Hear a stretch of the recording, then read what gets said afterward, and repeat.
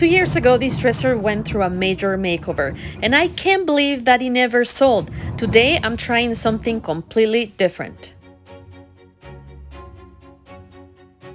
Friends, welcome back. Melissa from A Life Refurbished here. This is one of those pieces that I get to learn with because I've been very fortunate over the years. I think there's only been 3 pieces, this one being one of them, that just never sold. I spent $250 purchasing all of the hardware that you see here. I had some low bowlers, people offering a lot less money than I was selling it for, and I just wasn't ready to cut my losses and go. I'm not 100% sure what I'm gonna do with it. Thank you for sticking around and let's see what we create. First of all, can you guys give me a little bit of grace today? This video was one of the first ones I posted to the channel, and as you can see, the quality is pretty bad. But I think it's pretty important to do a quick recap from the first makeover. Besides needing a deep cleaning, the original finish was very crackly and there was major veneer damage, and you can tell that someone had already used wood filler to fill in some damaged corners.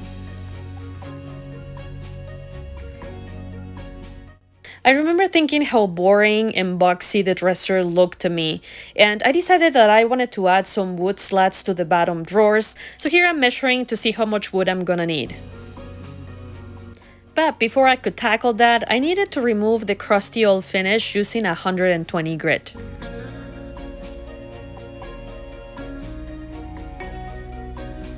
I followed several hours of sanding by a good wash with this TSP alternate. And since I had this idea of staining the top, I wanted to cover up the damage by adding some veneer edging. Attaching veneer edging is actually quite simple. Once you have aligned the veneer, place a piece of aluminum foil on top to prevent it from burning. Press the iron against the aluminum foil, and within seconds, you're gonna see how the glue starts getting activated. Once attached, I use an X-Acto knife to remove any excess and smooth out the edges with a quick sand using 120 grit.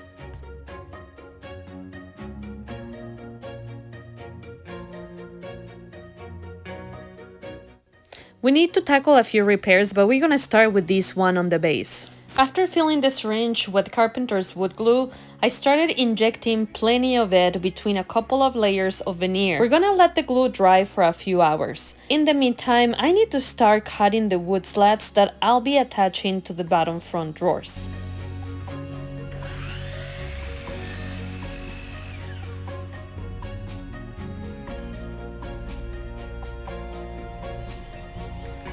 The next day, I took each piece of wood, aligned it, glued it, nailed it, and repeat.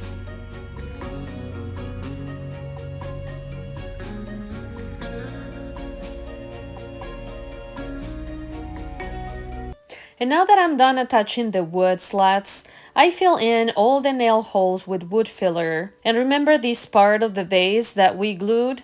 Now it needs a good amount of wood filler too.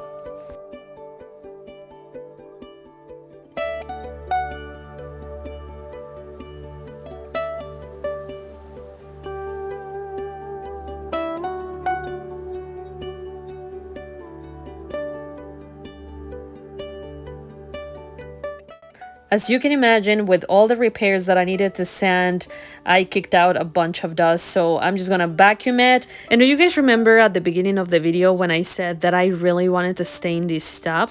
Well, as soon as I started applying this color wash technique, and even before I started sanding the dresser, I could tell that it had been refinished.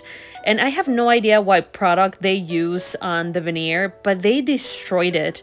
And I don't think any amount of conditioner or shellac before I applied the first coat of color wash would have made an inch of a difference. In my efforts to make it look a little better, I applied a coat of brown glaze and it made it look worse, like so much worse.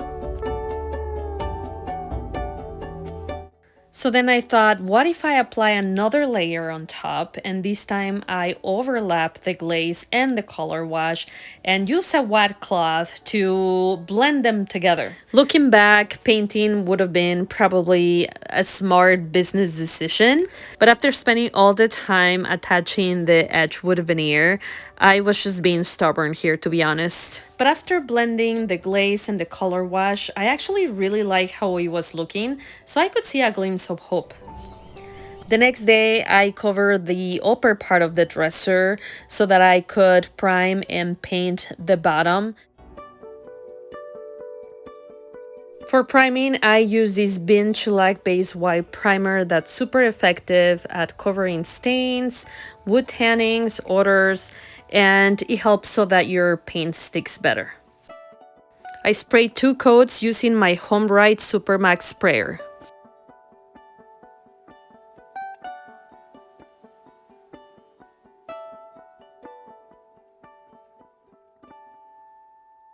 After priming, it's pretty common for the wood grain to erase, so I like using a fine grit to smooth the surface, wipe off any of the dust, and then I can start painting.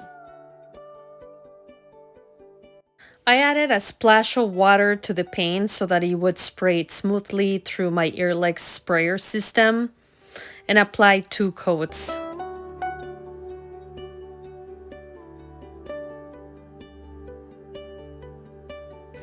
Today, I'm applying 3 coats of a polyurethane to protect the new finish. Since we knew we were gonna have to attach so many pieces of hardware, we made this template where we pre-drill all the hardware holes. It definitely made this process a lot faster. As beautiful as this hardware is, I believe that we put too much, too close, and I think this was the reason why the dresser never sold. The first makeover might have been a fail, but I'm gonna be toning down the style for the second one. Are you guys ready? Here we go. I'm gonna go straight to removing the hardware.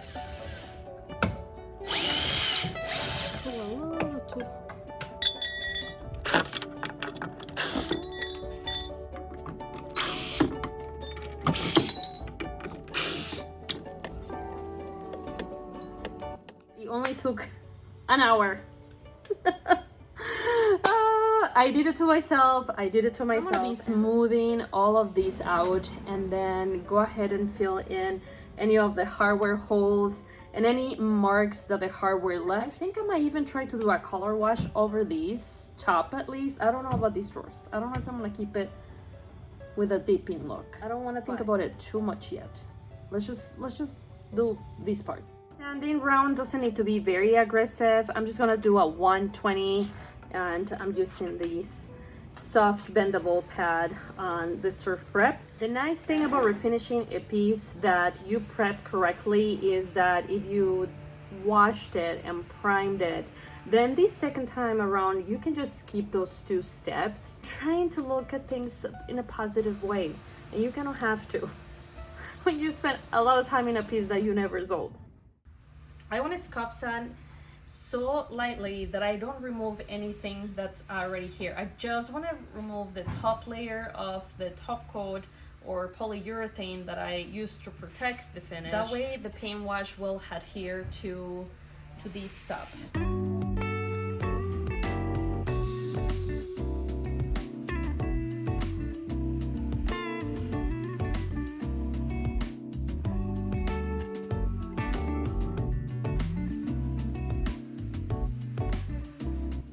Left with a little bit of dust from the polyurethane that got broken down with the sanding sheet, and I'm just gonna remove that here quick, and then I can move on to the next stage. Wow. It sure moves a lot faster the second time around. In case you're wondering, why are you covering all the hardware holes? Aren't you gonna add any hardware?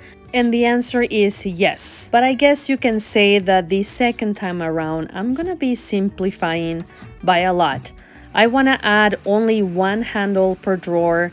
I think this is definitely gonna make it more appealable to a larger audience. And don't worry, because even though I spent a lot of money buying hardware for the first makeover, I have plans to use it, so it's definitely not a loss. Remember how I said that I was gonna build upon what I already had, and I want this top to look more like a natural wood tone, and that's why I'm applying a color wash using Rattan from Lilly Paint. I'm hoping that the color variations that I achieved the first time shine through after applying the color wash. I think I want to try it and see how it looks with the two front drawers refinished the same way, and maybe this trim in the front. The sides are definitely getting painted. It's definitely gonna look a lot more toned down style-wise this second time around. I've never tried doing this technique on a piece that I previously refinished, so I'm kind of curious and excited to see how it's gonna turn out. I hope I like it when I'm done.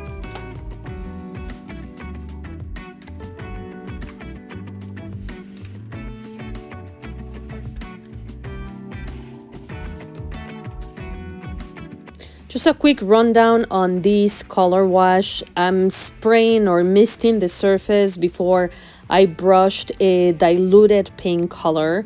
I mix 3 parts paint with 1 part water and wipe any excess with a damp cloth.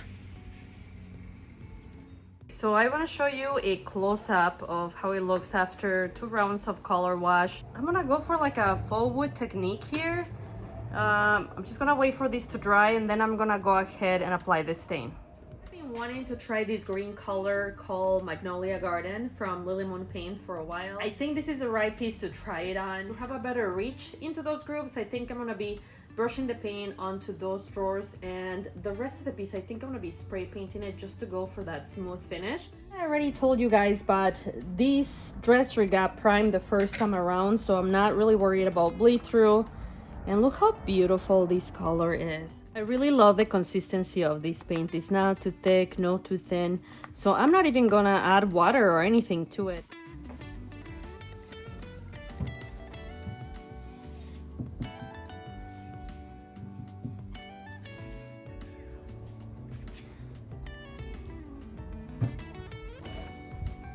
Well, scratch that, you guys.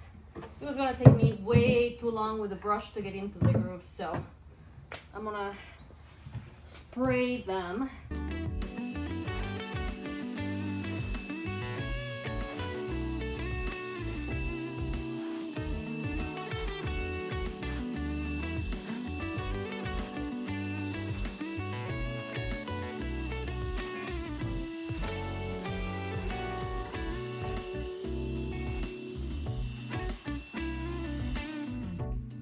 For the faux wood technique, I'm using the stain Old Fashioned from Lilly Paint.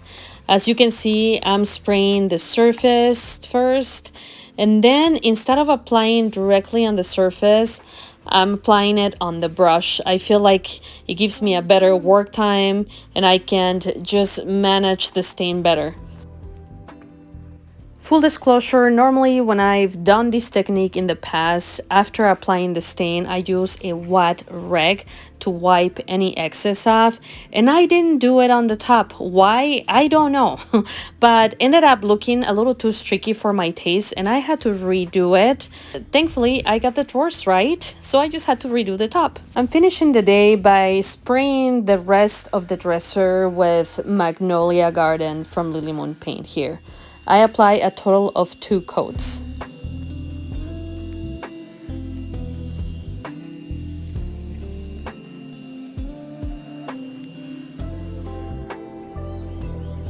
Good morning. Today's top coat day. You see something from the distance here, but I can't wait to show you up close because it really is stunning. I don't think I'm gonna have problems selling this dresser here. And that is it. That's gonna conclude today's makeover. So stay tuned until the end. Don't forget to protect yourself.